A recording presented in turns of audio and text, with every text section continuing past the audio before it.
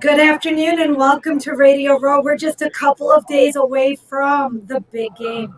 Joining me, Roy Kessel and Ted Sobel, to talk about Ted's new book.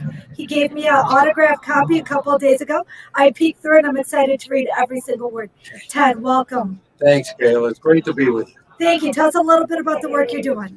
Yeah, home of Sports USA Radio, 18th year, and we're doing NFL doubleheaders on the radio around the country. So we have over 400 stations. I do the pregame, the halftime, and the postgame, and the scoreboard updates during the game. And I'm local in LA, radio KFWB for 23 years previous to this, and been credentialed to sports since 1973. But who's counting?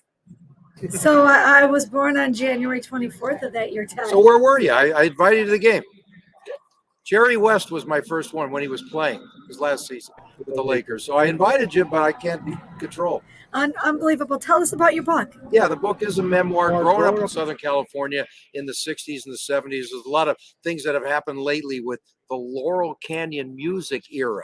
Well, I got a whole chapter on that in the book that talks about those days. And I used to hang out at the Troubadour and the Whiskey a Go-Go and places that people are very familiar with when Linda Ronstadt first started and the Eagles first. I even broke a couple of stories on the origin of a couple of Eagles songs, A New Kid in Town and Tequila Sunrise. They're really fun stories.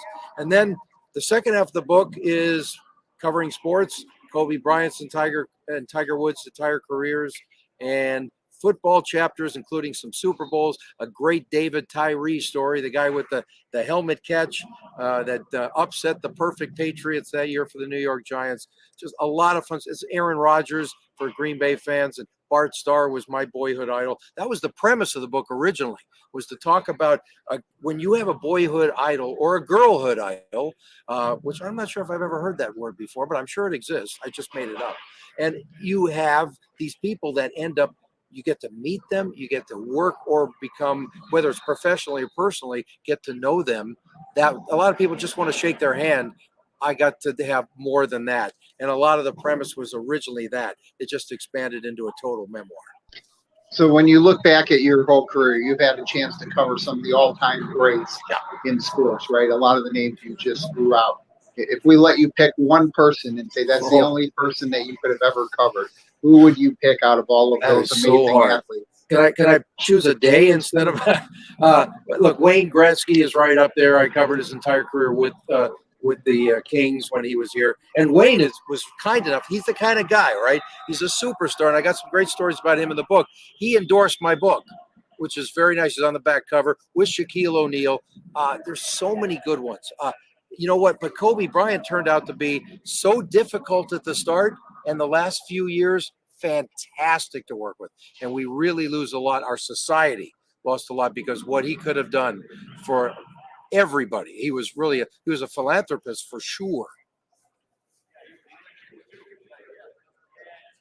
So Ted, my question for you. Yes. If Sports Philanthropy Network gave you $10,000 and said, Ted, go do this for good, use the money, how would you spend the $10,000? It would definitely be kids related. It would be something for the kids. And what we need to do is, in my mind, is teach the kids the way it should be and not the way it is. And that means morals, values, things that are going to help you your entire life, not just 1 and 1 is 2. And we don't have enough of that society. So whatever is kids related and from an educational standpoint to me is important, and also obviously medically too. So maybe I'd split it down the middle, education and medical to do research, because that's just too important. So with all the sports that you've covered, tell us a little bit about what is your personal favorite sport to cover, number one, and favorite sport to play, number two. Okay. Probably golf is my favorite because now I don't play the others much anymore. So baseball was my favorite as a kid, but don't do that anymore. So I love to golf, but I don't golf that often. So I just came back from Pebble Beach last weekend. How'd you shoot? I didn't play. I covered the tournament. I wish. How did I shoot? I shot right down the 5 freeway all the way down, 5-hour drive. That's why it was a straight drive. So that was a good drive down the middle. To me, I enjoy covering golf as well. But hockey has always had a little special place in my life. And as you know, we talked about before, I used to be the Wisconsin Badgers announcer a long time ago, the Miracle on Ice year, 1980. And when our best players were playing for Team USA. So hockey's been great, and I got a really great opportunity to cover the LA Kings when they won the Stanley Cup in 2012.